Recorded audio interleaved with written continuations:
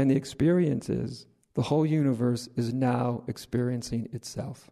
Everything we learn is that there are all these discrete, separate things going on, right? There are trees, and there are things called rocks, and there are things called rivers, and there's a thing called the sun, and the moon, and the ground, and flowers, and trees, and humans, and animals, and all these things. And basically, they all don't really have anything to do with each other. Right? That's how everything's described. Now, describing things that way has a real practical value. You can take things and manipulate them and put them into different, and reassemble them, right? And make a car or something. So looking at things like that has its practical use. But when it comes to life, we get so indoctrinated into that view. And it seems so true to us. It seems absolutely true.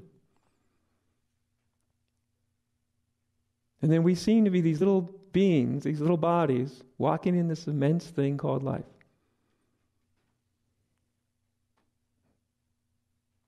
Life's out there, and I'm in here.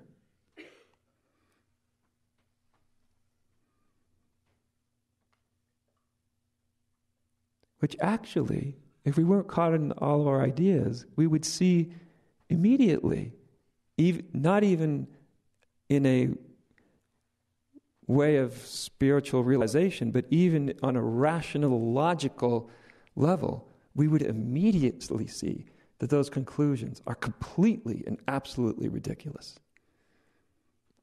Completely and absolutely ridiculous.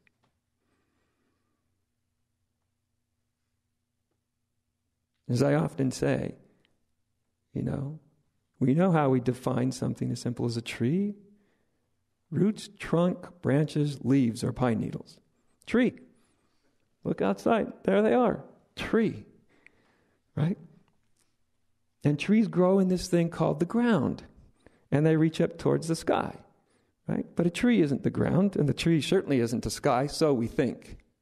Right up until the point we try to take the ground away from the tree. You realize there's no such thing as a tree without a ground. Have you ever seen a tree growing in the midair? There's no such thing as a tree without ground to grow in. If you pull the tree out of the ground, it dies. It's like yanking its heart out. Someone yanked the heart out of you, you die. You yank a tree out of the ground. Why does it die? Because you've dismembered it. You've taken away from something that it is. It just doesn't go on the ground. It is the ground. There's no such thing as a tree without the ground. We could say, well, there's no such thing as a tree without a branch. I'll grant you that, Ajahn. There's no such thing as a tree without a trunk. But we usually don't look and see. There's also not such thing as a tree without the ground. Nor is there such thing as a tree without the sky and the sun and the rain. Should I go on? Where will it end? Where will it end? What are we then to call a tree?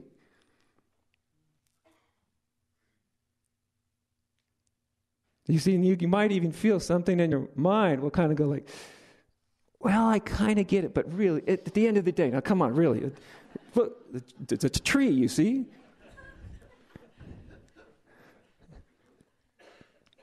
Yes, but if there is just take away any of those elements. Let's take the sun away. Where's your tree? Where is the tree? There's no tree if there's no sun. We say the tree depends on the sun. No, it doesn't. The tree is the sun. The sun is as much of a tree as the branches and trunk and roots are the tree. You take one away, that's it. Like you can take branches off a tree, don't take too many off, but you can take some branches off a tree and the tree will still live. But you can't take the sun away from a tree forever. So which one is more a tree? Which one's a better definition of a tree? It might be that the sun is actually a better definition of a tree than branches. Because you can't take a single sun away from a tree. They don't even exist. But you can take a few branches off them. In fact, sometimes you can just cut them down and they'll grow right back up. as long as they have other parts of themselves. The soil, the sky, water, sun, all of that. It's easier to see on an intellectual level, isn't it? You can go, okay, that's kind of weird, but all right. I know I'm going late, by the way. You go, okay, I grant you that, you know. And of course, being able to call it a tree, we do that for convenience, right? So that when we say tree, you know, we know where to look. There's a reason we call a tree and make it a discrete thing as a practical utilitarian device of being able to name something. That's perfectly fine to do that. There's nothing wrong with doing that. But then we take the name to be, and the definition to be real. Now, with a tree that's firmly planted in the ground, that's not too hard to see. It's not only, what our mind does, it's connected to all these things. But it is all these things. It's connected to them in the same way that the branches are connected to the trunk. Like I say, you take the sun away, you have no tree. You take the water away, no tree. Okay. Human beings are a little bit weirder than that, aren't we? Because we're not stuck to the ground. We can hop around. We can hop around, right? Which is a kind of a cool thing, you know. You can hop around. Look at me. I'm not a tree. I can hop around. Until you consider, which may actually happen to us, that when all the trees disappear, guess who else disappears? You and I. We disappear. And can we hop around if there's no ground to hop around on? And I hope it never happens to you, but if we lose a finger, we're still here, as long as it doesn't get too infected. It's going to be painful and nasty, but we're probably going to still be here if we lose a finger somehow, right? What about if you lose the sun? You're not here. Which one's more you then? Most people say, my finger's obviously much more me. Yeah, but you can do without it. What about the sun? Right? Oh, that's something I depend on, you see. I depend on it. I depend on it. Any idiot knows it's not me. I depend on it, you see. Any idiot knows that my finger, now that's me, and that. But if it's, why can you do without it? Well, that's just details. Don't ask too many direct questions, you know.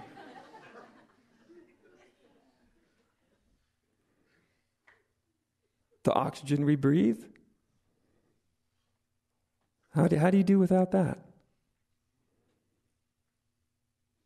If you really want to see how other you are, how distinct and separate you are as a body from the world around you, just try to hold your breath.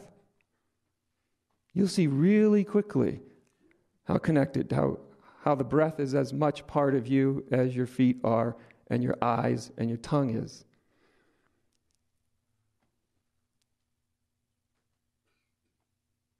If you cut off your breath, it's worse than cutting off your hand.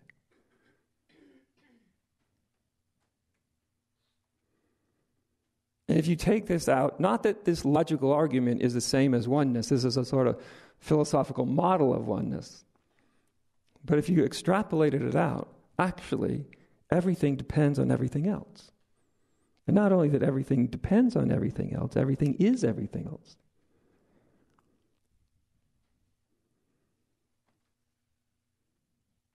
So when the Buddhists talk of emptiness, which they like to do, empty. For the most part, I've noticed people don't like me to talk about emptiness. Empty. Talk about fullness.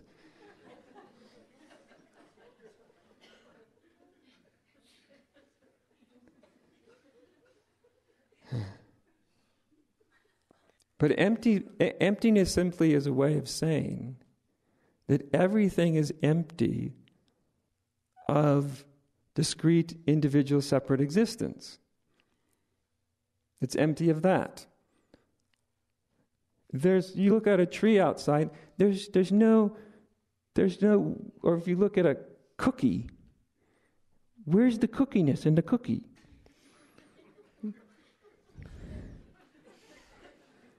It's a name. Well, where's the cookie? Well, you idiot, here's the cookie. Yeah, but what is the cookie? Let's break the cookie apart. And you go, oh, it's okay, it's flour and it's water and it's butter and lots of sugar. And maybe some chocolate and things. And you take, okay, we'll take all those parts away. We'll just take them apart and like, okay, where's the cookie? Well, there was a cookie a minute ago. So there's not this little inner thing, essence called cookiness, right? It's all these things put together, right? Then you call it a cookie. What you're really saying is when I assemble the world in this way, I'm going to call it a cookie. But what it really is I'm just assembling the world in a particular way. When I assemble it this way, it's going to be called something else, a cake. When I assemble it this way, it's something else. But this thing called cookie doesn't actually exist. It's only a way of describing the way you put things together. Human beings the same way.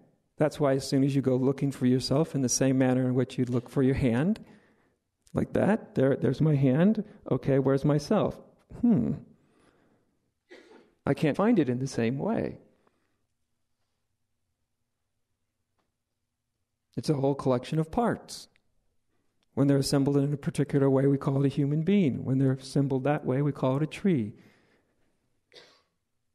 When they're assembled the way down there, we call it the ground.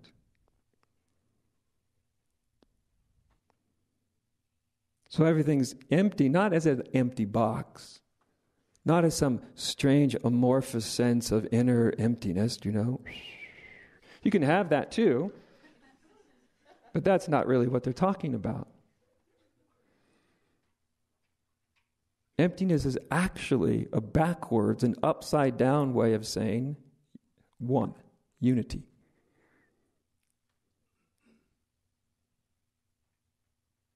It's a way of saying, now the only way to truly define that tree outside the window, the only real way, the only honest way to define it, is to define it as almost everything that exists in the universe.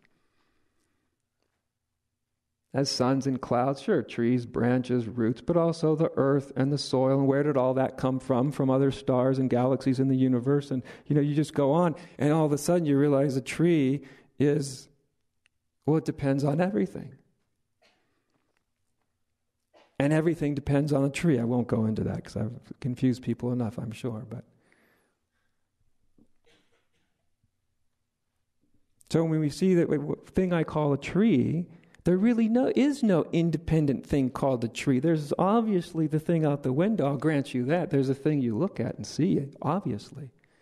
But when you really look at what that is, you'll be hard-pressed to find anything that it's not.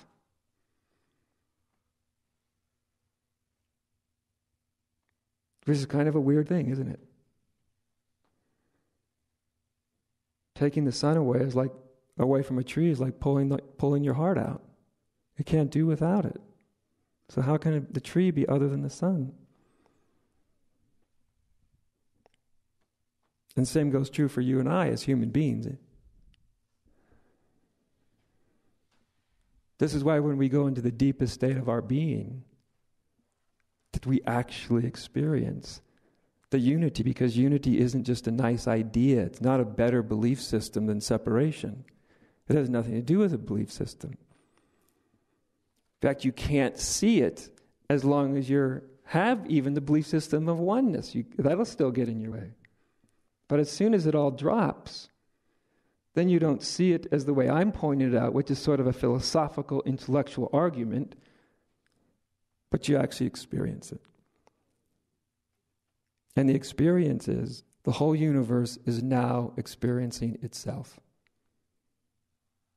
When you look at a tree, it's the tree looking at itself. It's all of life looking at itself in the form of a tree.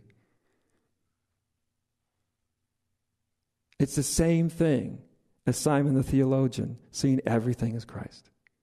My foot is Christ, my hand is Christ, everything is Christ. Christ is just a word for the all-encompassing, total, non-separable reality of everything, that everything is linked with everything else.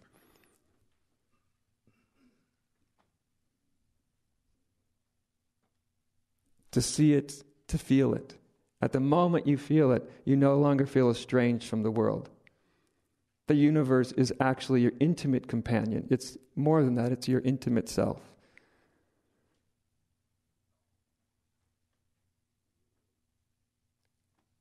Because this is what human beings experience. This is why the spiritual search is happening. Because we feel in some sense something's missing. And something is missing. The entire universe is missing. That's what's missing. My direct experience.